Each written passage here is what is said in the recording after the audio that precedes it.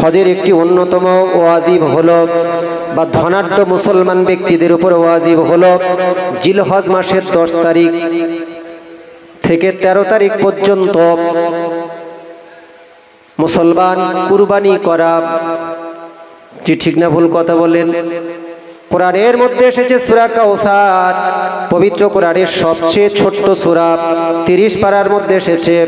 আল্লাহ পাক বললেন ফাসাল্লি লিরাব্বিকা ওয়ানহার। হে দুনিয়ার মানুষ, বিশ্ব নবী সাল্লাল্লাহু আলাইহি ওয়াসাল্লামকে আল্লাহ পাক হুকুম দিলেন ফাসাল্লি লিরাব্বিকা, সুতরাং নবী তুমি তোমার রবের জন্য নামাজ আদায় করো, ওয়ানহার এবং কুরবানি করো। বিশ্বনবী সাল্লাল্লাহু আলাইহি ওয়াসাল্লাম বলেছেন, যদি কোনো ব্যক্তি জিলহজ মাসের 10 তারিখে এমন করে জিলহজ মাসের 10 তারিখে সবচেয়ে বড় আমল হলো আফদালুল আমাল, সবচেয়ে বড় আমল হলো যদি কোনো ব্যক্তি কুরবানি করে, ওই কুরবানিটা হলো সবচেয়ে বড় আমল। রাসূলুল্লাহ বলেছেন এই কুরবানির দিনেতে যখন কোনো ব্যক্তি কুরবানি করার জন্য পশু জবাই করে, এই পশু জবাইয়ের রক্ত দুনিয়ার বুকে জমিনে পড়ার আগে আমার আল্লাহর দরবারে ওই ব্যক্তির কুরবানি কবুল হয়ে যায়। মুসলমান দিনদারদি বাবাজি, এই কুরবানি কিভাবে এসেছে আমি আপনাদের কাছে ছোট্ট করে জানাতে চাচ্ছি। মুসলমান দিনদারদি বাবাজি, কুরবানি কিভাবে এলো? যে ইব্রাহিম আলাইহিস সালাতু ওয়াস সালামের কথা আমি আপনাদের কাছে বলছিলাম, এই নবী ইব্রাহিম আলাইহিস সালাতু ওয়াস সালামকে আল্লাহ পাক যে ইরাকের শহরে প্রেরণ করেছিলেন, এই ইরাক শহরের মানুষেরা নবী ইব্রাহিম আলাইহিস সালাতু ওয়াস সালামকে বহু কষ্ট দিল। অত্যাচারী বাদশা নমরুদ, সেই নমরুদ নবী ইব্রাহিম আলাইহিস সালাতু ওয়াস সালামকে বহু কষ্ট দিল। আল্লাহ নবী ইব্রাহিম আলাইহিস সালাতু ওয়াস সালাম বললেন না, এখানে এরকম ভাবে থাকা যায় না। তিনি কি করলেন? তিনি হিজরতের উদ্দেশ্যে বার হয়ে পড়লেন। আর নবী ইব্রাহিম আলাইহিস সালাতু ওয়াস সালাম সেই সময় বয়স ছিল তার 86 বছর। মনে রাখবেন, নবী ইব্রাহিম আলাইহিস সালাতু ওয়াস সালাম তাফসীরের মধ্যে দিয়েছে প্রায় 200 বছরে বেঁচে ছিলেন।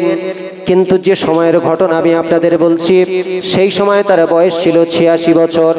তখনও তার কোনো পুত্র সন্তান বা কন্যা সন্তান, কোনো সন্তানাদি তার হয়নি। আল্লাহর নবী ইব্রাহিম আলাইহিস সালাতু ওয়াস সালাম আল্লাহর কাছে দোয়া চাচ্ছেন, রব্বি হাবলি মিনাস সলিহিন। পবিত্র কোরআনের পারা নাম্বার 23, পৃষ্ঠা নাম্বার হলো 8, সূরার নাম হচ্ছে সূরা সফফাত, আয়াত নাম্বার 99 থেকে 107 মধ্যে এই ঘটনাটা এসেছে। মুসলমান, আল্লাহর নবী ইব্রাহিম আলাইহিস সালাতু ওয়াস সালাম আল্লাহর কাছে দোয়া চাইলেন, রব্বি হাবলি মিনাস সলিহিন, ওগো আল্লাহ আমাকে একটা নেককার সন্তান দান করুন, একটা নেককার সৎ কর্মপরায়ণ একটা সন্তান দান করুন। ফাবাশশারনাহু বিগুলামিন হালিম। আল্লাহ পাক নবী ইব্রাহিম আলাইহিস সালাতু ওয়াস সালামের দোয়া কবুল করলেন। দোয়া কবুল হয়ে গেল। হযরতে মা হাজেরার গর্ভেতে সন্তান চলে এলো। সন্তানের প্রসব যখন হলো, নবী ইব্রাহিম আলাইহিস সালাতু ওয়াস সালামের বয়স তখন 86 বছর। যে সন্তানটি হলো, ওই সন্তানটির নাম হলো ইসমাইল আলাইহিস সালাতু ওয়াস সালাম।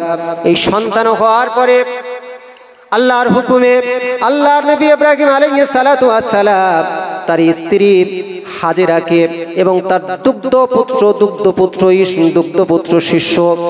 শিশু ইসমাইলকে আল্লাহর হুকুমে সেই ইরাকের ফারান শহর থেকে, মনে রাখবেন, ইরাক থেকে মক্কা যে জায়গা কাবা আছে, এই কাবায় তৎকালীন কোনো মানুষ বসবাস করতো না। এই মক্কার বুকে কোনো মানুষ বসবাস করতো না। একেবারে জনমানবহীন এলাকা, জনমানব শূন্য এলাকা। সেই এলাকা আল্লাহর হুকুমে মা হাজেরা এবং ছোট্ট সন্তান ইসমাইলকে সেখানে রেখে দিয়ে আসার জন্য বার হয়ে পড়লেন আল্লাহর হুকুমে। আল্লাহ নবী ইব্রাহিম আলাইহিস সালাতু ওয়াস সালাম ছোট্ট শিশু ইসমাইল, দুগ্ধ শিশু ইসমাইলকে এবং তার স্ত্রী হাজেরাকে যখন মক্কার বুকে রেখে দিয়ে আসে, ওই সময় হাজেরাকে রেখে দিয়ে যখন ইব্রাহিম আলাইহিস সালাতু ওয়াস সালাম যখন ফিরে আসছেন বাড়ির দিকে, ফিরে আসছে, প্রত্যাবর্তন করছে ইরাকের দিকে, ওই সময় হাজেরা বলছে, ওগো আমার স্বামী, এখানে কোনো মানুষ বসবাস করে না, এই জায়গায় জনমানবহীন এলাকায় আমাদের দুজনকে রেখে তুমি কিভাবে চলে যাও? তোমার কি অন্তরে কোনো মা ব্যথা, কোনো কষ্ট হয় না? হযরতে হাজেরার এই প্রশ্নের উত্তরে হযরতে ইসমাঈল, হযরতে ইব্রাহিম আলাইহিস সালাতু ওয়াস সালাম বলেছিলেন, হাযা হুকমুল্লাহ, এটাই হলো আল্লাহর হুকুম। মা হাজেরার ঈমান কেমন ছিল দেখুন। মা হাজেরা বলেছিল, ওগো আমার স্বামী, যদি এটা আল্লাহর হুকুম হয় তাহলে আর কোনো চিন্তা নাই, তার কারণ যে আল্লাহ আমাদেরকে এখানে রেখে যেতে বলেছে সে আল্লাহ আমাদের জিম্মেদার হয়ে যাবে। সুতরাং ওগো স্বামী, আপনার প্রতি আর বিন্দুমাত্র আমাদের কোনো ক্ষোভ নাই। আল্লাহর নবী ইব্রাহিম আলাইহিস সালাতু ওয়াস সালাম চলে এলেন। ভালো করে শুনবেন, ফালাম্মা বালাগা মাআহু সাইয়া, এমন করে দীর্ঘ 7টা বছর পার হয়ে গিয়েছে, 7টা বছর অতিক্রম হয়ে গিয়েছে, 7 বছর অতিক্রম হয়ে গেল। ফি সাবঈ সিনিন, তাফসীরের মধ্যে এসেছে, বিভিন্ন কিতাবের মধ্যে এসেছে 7 বছর যখন ইসমাঈলের বয়স হয়ে গিয়েছে, এই 7টা বছর বাদে নবী ইব্রাহিম আলাইহিস সালাতু ওয়াস সালাম, মাঝখানে অনেক ঘটনা ঘটে গেছে, সেদিকে আমি বলছি না সময়ের অভাবে। নবী ইব্রাহিম আলাইহিস সালাতু ওয়াস সালাম স্বপ্ন দেখছেন। কি স্বপ্ন? যে তার সন্তান ইসমাঈলকে তিনি নিজ হাতে কুরবানি করছেন। এমন করে নবী ইব্রাহিম আলাইহিস সালাতু ওয়াস সালাম এই স্বপ্ন দেখার পরে তাফসীরের মধ্যে এসেছে, তাফসীর ইবনে কাসির দ্বিতীয় কিতাবের নাম হলো আল বিদা ওয়ান নিহায়া, এই কিতাবের মধ্যে এসেছে হযরত ইব্রাহিম আলাইহিস সালাতু ওয়াস সালামের কাছে বুরাক নামক একটা প্রাণী ছিল, বুরাক নামে একটা বাহন ছিল। সেই বাহন চড়ে সোজা ইরাক থেকে এমন করে মক্কায় চলে গেল, যে জায়গায় ইসমাঈল আলাইহিস সালাতু ওয়াস সালাম ছোট্ট শিশু ছিলেন এবং মা হাজেরা ছিল। সেই জায়গায় ছোট্ট শিশু ইসমাঈলের কাছে গিয়ে বলছে, পিতা বাপ হিসেবে সন্তানের কাছে বলছে, ওগো আমার সন্তান ইসমাঈল শোনো, ইন্নী আরা ফিল মানামি, আমি স্বপ্ন দেখছি, আন্নী আযবাহুকা, আমি তোমাকে জবাহ করছি, ফানজুর মাজা তারা, এখন তুমি কি বলবে বলো। আমি আল্লাহ নবীদের স্বপ্নগুলো হয় সত্য, রুইয়াতুন নবী হাক্কুন, নবীদের স্বপ্নগুলো হয় সত্য। সুতরাং আমি ইব্রাহিম স্বপ্ন দেখেছি, তোমাকে জবাহ করছি, ইসমাঈল তুমি কি বলছো বলো। ইসমাঈল ছোট্ট শিশু নবীর পুত্র হয়ে কি বলে শোনো।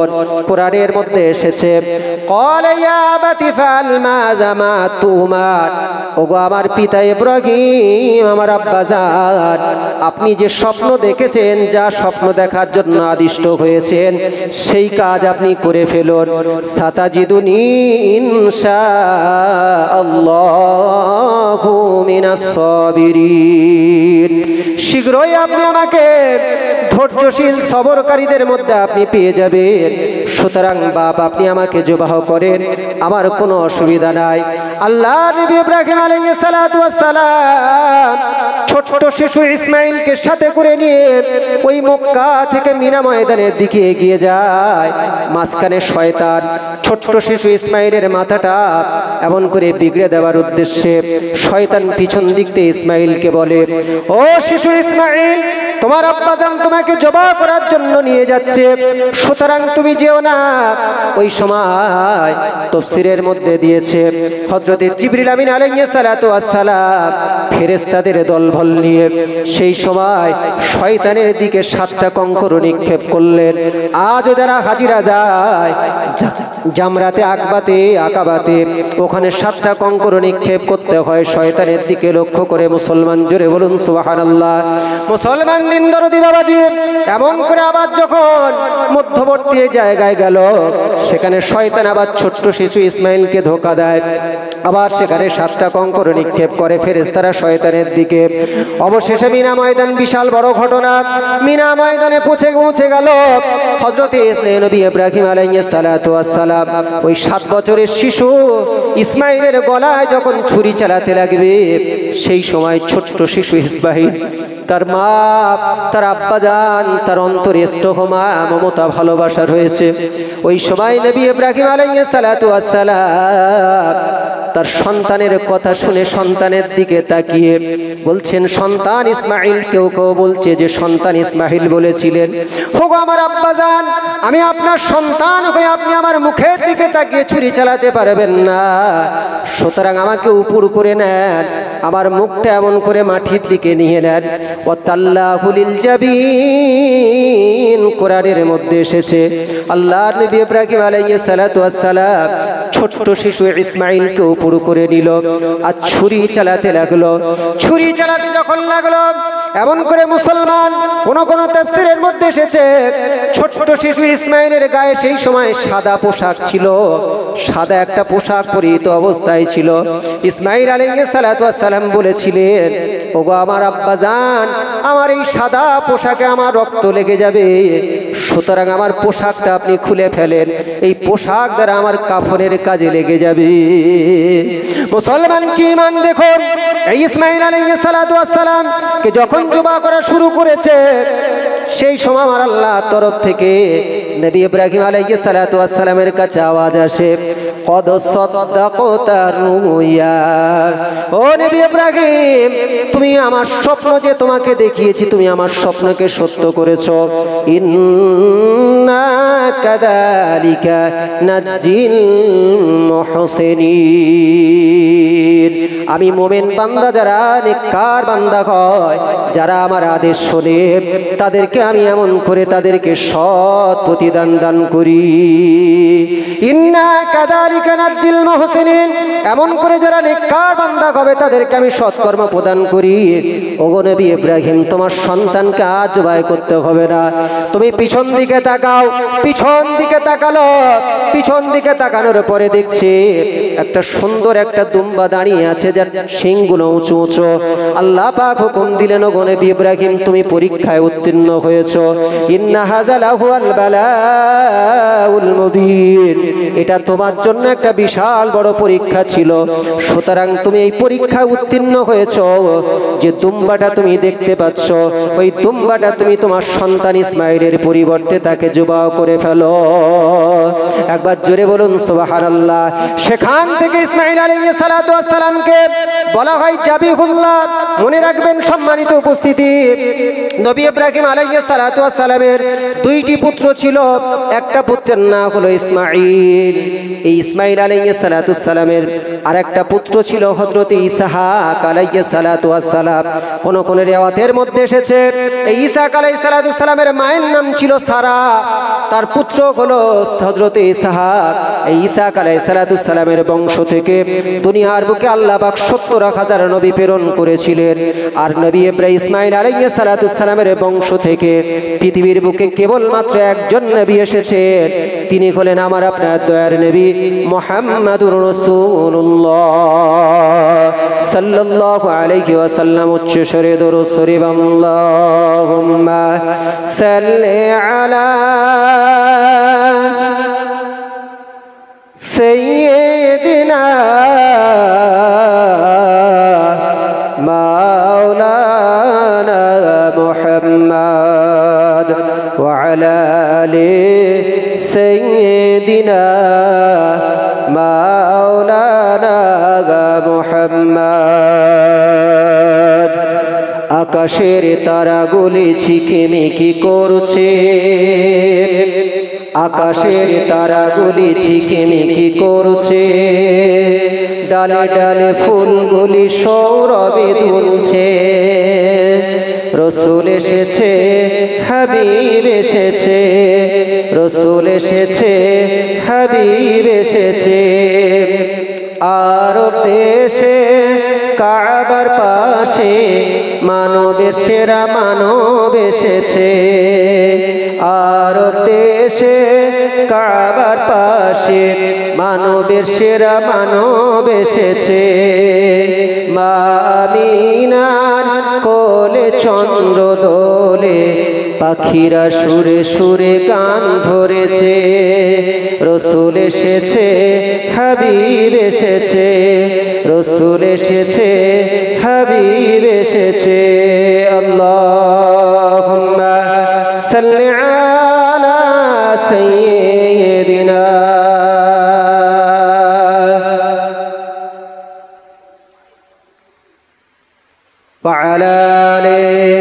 মাহবুব বরুন সাইয়্যিদিনা মাওলানা মুহাম্মদ। সম্মানিত উপস্থিতি, তাহলে আমি আপনাদের কাছে জানালাম এই হজ কিভাবে আল্লাহ পাক বান্দাদেরকে হুকুম প্রদান করলেন, হজের কি ফজিলত। রাসূল সাল্লাল্লাহু আলাইহি ওয়াসাল্লাম বলেছেন ওয়াহদুল্লাহি সালাসা, আল্লাহর মেহমান মাত্র কেবলমাত্র তিনটে দল। ভালো করে মনে রাখবেন, আল্লাহর মেহমান কেবলমাত্র তিনটে দল।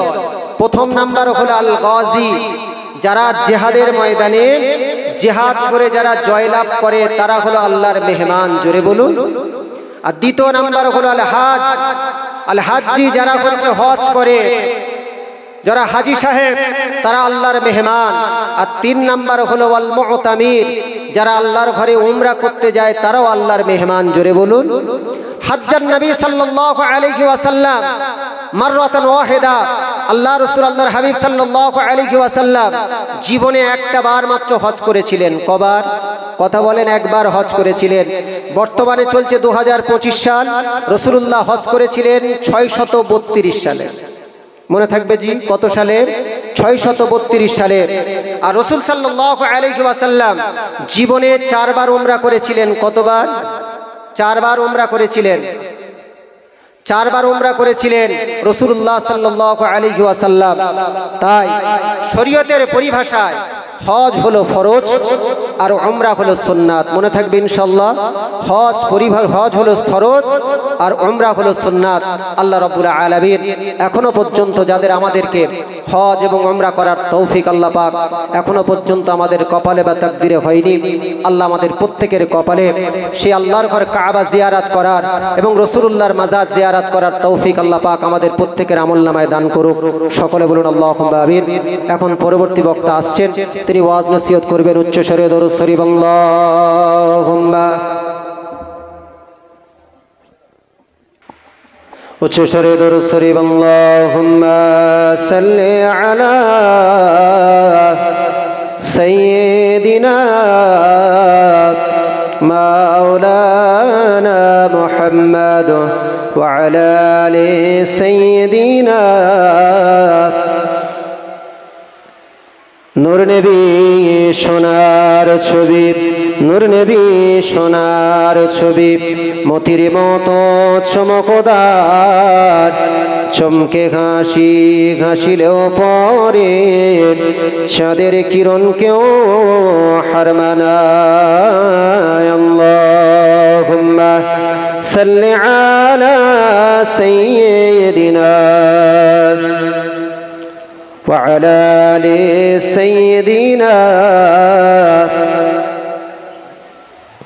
সম্মানিত উপস্থিতি, আমি আপনাদের কাছে যে কথা বলছিলাম